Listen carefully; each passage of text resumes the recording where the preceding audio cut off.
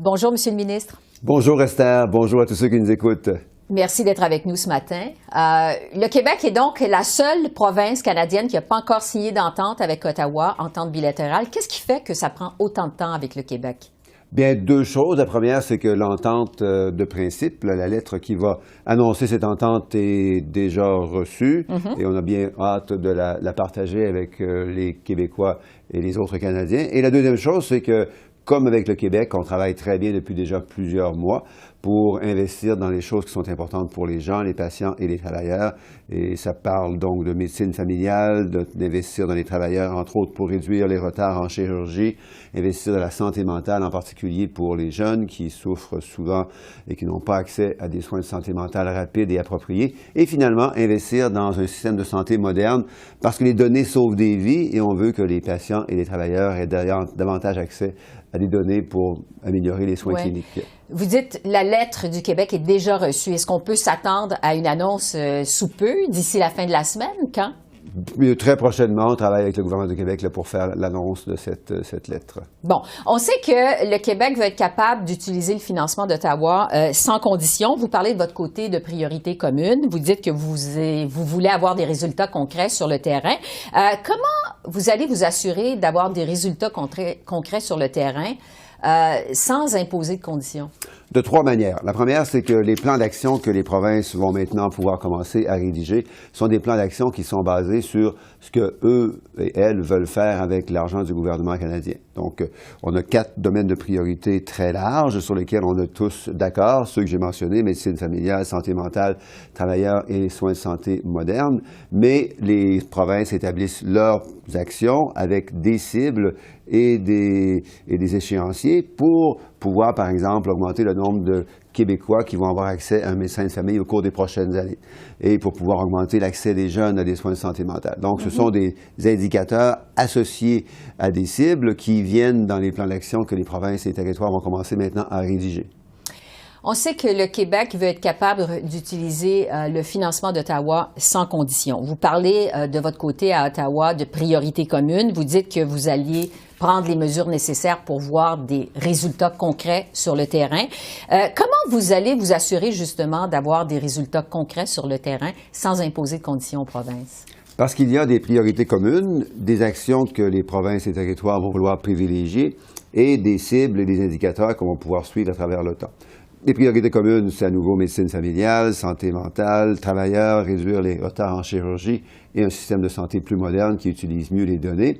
Les actions, bien, ce sont les actions que les provinces et territoires vont vouloir privilégier dans ces priorités communes et finalement des indicateurs pour pouvoir suivre les progrès.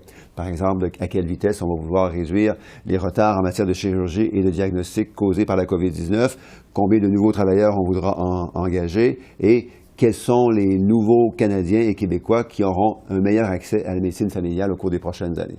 Plusieurs se demandent quelles sont vraiment les différences entre priorité commune et conditions. C'est quoi les différences? C'est quoi la différence? Priorités communes, ce sont les priorités que les ministres de la Santé des provinces et territoires et moi-même avons discuté depuis déjà presque 18 mois.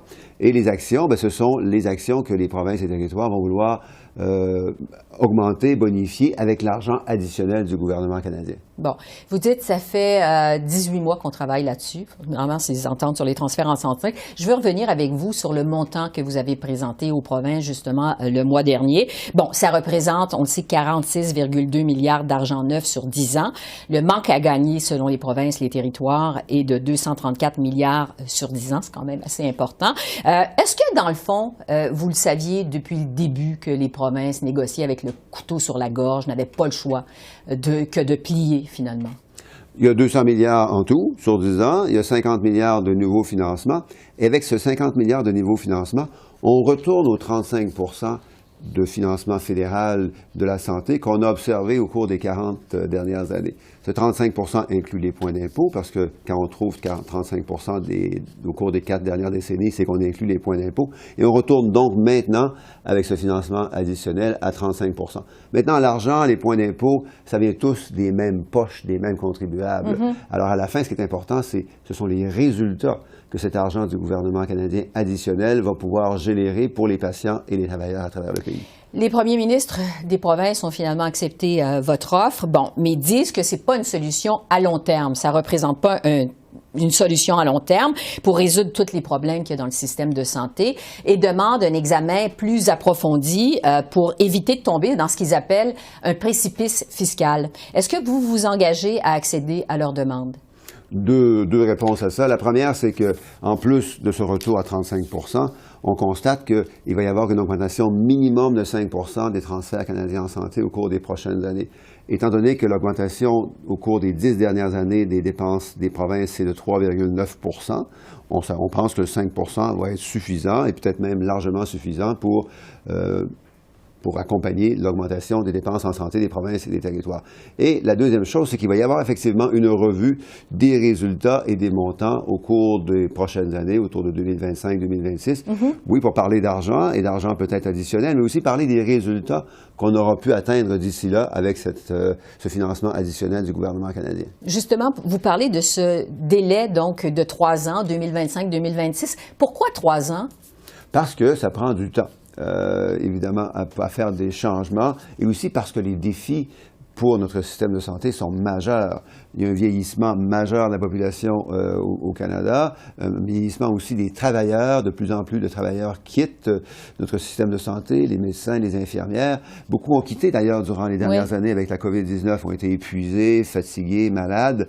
Alors, ça prend du temps pour engager de nouveaux travailleurs, pour les former, pour reconnaître aussi les compétences de ceux et celles qui viennent de l'étranger. Au Québec et ailleurs, on tarde trop à reconnaître les compétences des travailleurs qui viennent de l'étranger et qui veulent rapidement travailler pour notre système de santé. Justement, qu'est-ce que vous comptez se faire? Parce que c'est un problème. Les travailleurs étrangers qui veulent venir travailler au Canada, finalement, n'ont pas les équivalences. Qu'est-ce que vous comptez faire pour faire en sorte qu'ils puissent travailler plus rapidement dans le système de santé canadien? C'est une question très pertinente et qui tombe à point parce que hier, j'avais justement une rencontre avec tous les ministres de la Santé à travers le pays et on a parlé de l'importance de mieux arrimer l'immigration et la reconnaissance des compétences. Quand les gens veulent venir au Québec, au Canada, pour travailler en santé, bien, ils s'intéressent évidemment à ce qu'ils doivent faire pour pouvoir arriver, mais ce qu'ils peuvent faire ensuite pour pouvoir rapidement utiliser leur talent et leur formation pour être infirmières, infirmiers, médecins, travailleurs sociaux, et ainsi de suite.